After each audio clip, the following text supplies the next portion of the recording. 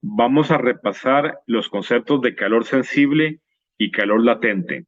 Lo primero que podemos decir es que entender estos conceptos nos permitirá entender el dibujo que estamos viendo o el gráfico que estamos viendo, que es entender lo que pasa, los cambios de temperatura y los cambios que sufre una sustancia pura cuando se calienta, que va a haber algunos cambios en donde la temperatura cambia, donde estamos añadiendo calor, y hay otros casos en los que la temperatura no cambia cuando estamos añadiendo calor.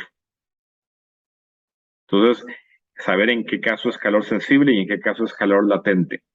Y también saber los sinónimos de estas propiedades.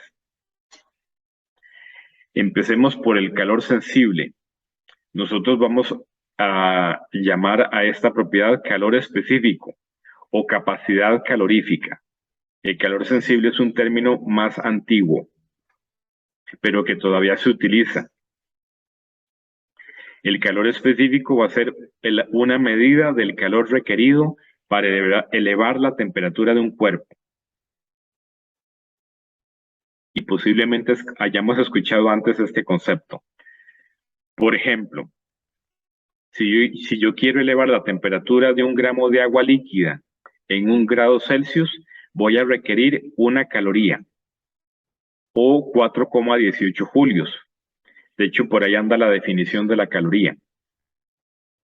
Entonces yo puedo decir que el calor específico del agua líquida es de 1 caloría por cada gramo por cada grado Celsius o 4,18 julios por cada gramo por cada grado Celsius. Otras unidades que existen de calor específico: julio sobre mol sobre Kelvin, kilojulio sobre kilogramo sobre grados Celsius. Son también otras unidades de esta propiedad. El calor latente es el calor requerido para obtener un cambio de fase de una sustancia. En este momento podemos decir o adelantar que en sustancias puras, cuando una sustancia está cambiando de fase, nosotros podemos estar agregando calor o extrayendo calor y la sustancia va a cambiar de fase, pero el termómetro no se mueve, la temperatura no cambia. Por ejemplo, si yo tengo hielo y el hielo se está fundiendo porque estoy agregando calor con un mechero, yo podría ver que el termómetro no cambia la temperatura durante el cambio de fase. Lo mismo cuando el agua está hirviendo, se está convirtiendo en vapor. Mientras está ese proceso de cambio de fase, la temperatura va a mantenerse constante.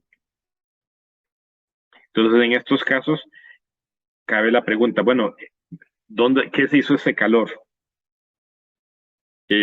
¿Cómo es que podemos agregar calor y no cambió la temperatura, o quitar calor y no cambió la temperatura? Bueno, porque hay una propiedad que se llama calor latente. Latente es como dormido, que es escondido, está allí, no vamos a detectarlo con un cambio de temperatura, lo vamos a detectar con el cambio de fase, de sólido a líquido, de líquido a sólido, de líquido a vapor, de vapor a líquido.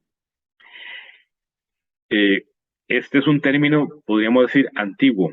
Se utiliza, pero es un término más bien antiguo. El término moderno, los términos modernos es calor de fusión, calor de vaporización, también se podría hablar de calor de condensación, etc. Y aquí podríamos apuntar que esos términos, hablar de calor de estrictamente es incorrecto. Si queremos ser más precisos, más finos, tendríamos que usar un concepto que se llama entalpía, que en termodinámica lo definimos más adelante, y tendríamos que hablar de cambio de entalpía de fusión, cambio de entalpía de vaporización, o sea, es un cambio de una propiedad termodinámica, estrictamente. Un ejemplo: para fundir 1 gramo de hielo, yo necesito agregar 336 julios. Entonces yo puedo decir que el calor latente de fusión del hielo o del agua sólida ¿Es de 336 julios por gramo o de 336 kilojulios por kilogramo?